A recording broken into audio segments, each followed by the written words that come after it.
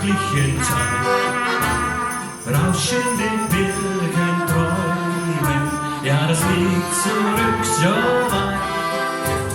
Ich möchte noch mal die Wege gehen, wenn alle Birken